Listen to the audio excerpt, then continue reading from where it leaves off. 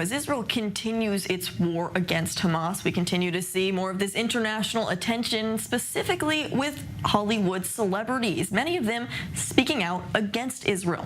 To talk about this, I'm joined in studio by music consultant Michael Harpaz. Thank you so much for being here. Thank you for having me. Of course. So when we're seeing these celebrities abroad using their platform, which they have millions of followers, to really speak out against Israel, indeed, what are we seeing, and why are we seeing it? Why are we seeing it? Anti-Semitism, I think, is probably, I mean, if you really want to get like down to the nitty-gritty, I think that's really why we're seeing it, because we don't see it anywhere else. We don't see these celebrities, even Palestinian celebrities, Palestinian American celebrities, come to the aid of their Palestinian brothers and sisters, you know, who've been under tremendous tyranny in Syria or in Jordan or in Egypt. It's, you know, when Muslims kill Muslims, nobody comes out to protest about it. It's only when Jews are involved there's all this sort of heated protest. I mean, to answer your question, in my opinion. So what exactly are we seeing from some of these celebrities? Can you Well, we've got, let's see, we've got Mark Ruffalo, the Incredible Hulk, incredible anti-Semite. He, sorry, did I say that on TV? He, once again, he sort of tries to shadow his anti-Semitism as like being a human rights activist, although he really only protests it when it has to do with this. In fact, a couple months ago, he even protested the definition of what anti-Semitism is by the International Holocaust Association. He took time out of his busy Marvel day to protest a definition of anti-Semitism because it seems to be very, very important to him. We have Roger Waters, who... this is not his first time speaking out against Israel. I think his brain lives on the dark side of the moon. He literally wears a swastika on his arm when he performs. He doesn't even try to hide his lunacy, but he really is like an 80-year-old senile person who I think we really shouldn't give too much. But he's there. Then we have this group that's kind of, let's see, we got Dua Lipa, Selena Gomez, mixed in with The Weeknd and the Hadid family. There's like this love triangle. They all kind of dated each other in some kind of way, shape, or form.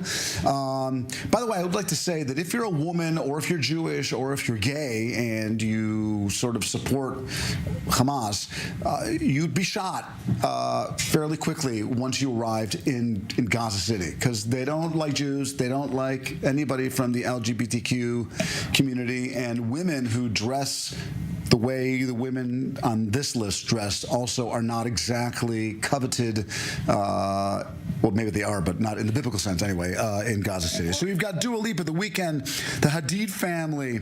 Alicia Keys had an interesting post. She was wearing, she later said that it was not on purpose, but she was wearing the colors of the Palestinian flag and made a mention about the fact that she wanted to go paragliding, which is, of course, the paragliders who landed on the Nova Music Festival and killed hundreds and hundreds of people. And then she was wearing paragliding earrings in another post of hers. Although she's married to also someone who is a I don't know, fanatical Muslim or not, but sort of sides with extremist Islam. So it's no surprise there. And of course, honorable mention to Michael Jackson from the dead. He came back from the grave. How was this? They used a little bit of AI, plus they reposted a tweet of his that he wrote. He wrote a poem for Palestine years ago before he died, and so they reposted it and tried to sort of give it new context. Although he was here in the past, he did perform here, but the sort of pro-Hamas social media machine managed to resurrect the King of Pop from his grave to side with Hamas. When we continue to see so many of these celebrities speaking out, so many of them in the past have been vocal for different minorities, for Black Lives Matters, for the Me Too movement. I want to touch on that because when you speak about a lot of these women, female celebrities speaking out for the Me Too movement, specifically when it comes to the October 7th attack, when we saw dozens, hundreds of women brutally raped by these Hamas terrorists in these communities, now there's casting a shadow of doubt over their stories, which is very hypocritical as to everything that these celebrities have been preaching. Right. Well, you're a woman, and you were down there yourself, so you saw with your own eyes things that hopefully no one else has to ever see.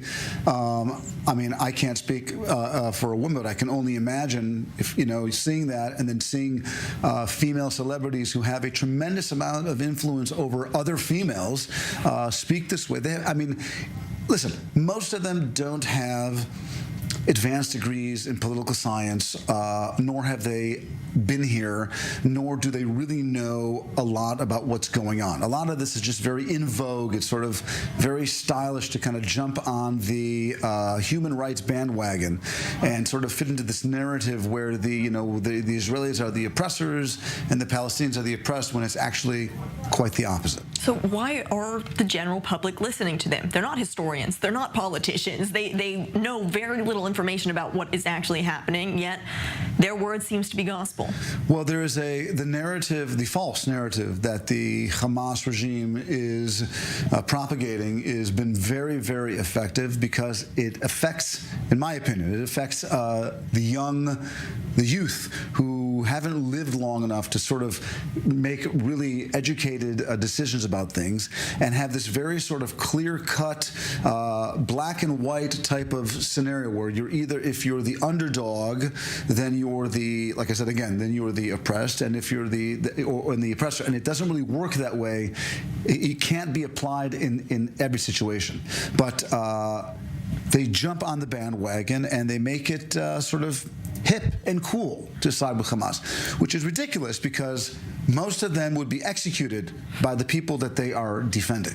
Now, there are a few celebrities who have been speaking out and standing with Israel, for example. Lots of celebrities. Okay, so I guess how do we combat that, and how should celebrities be using their platform for positivity? Well, I think that the most important thing to realize is that Israelis don't want war.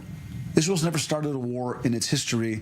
It never started. All of the military operations were either preventative or defensive. Israel has as much interest in starting a war as Belgium does. I think the best thing to do is just to educate yourself. If you're a celebrity and you have a platform that has millions and millions of followers, educate yourself, know the truth. No Israeli wants innocent Palestinians to die, but when you are a terrorist organization that hides behind innocent civilians, then innocent civilians will die as a result of this war. So but the blame is on Hamas, exactly, not on the IDF. And that's why it's important to continue to share the truth and use their platform for positivity. Michael Harpaz, thank you for breaking down exactly what we are seeing abroad.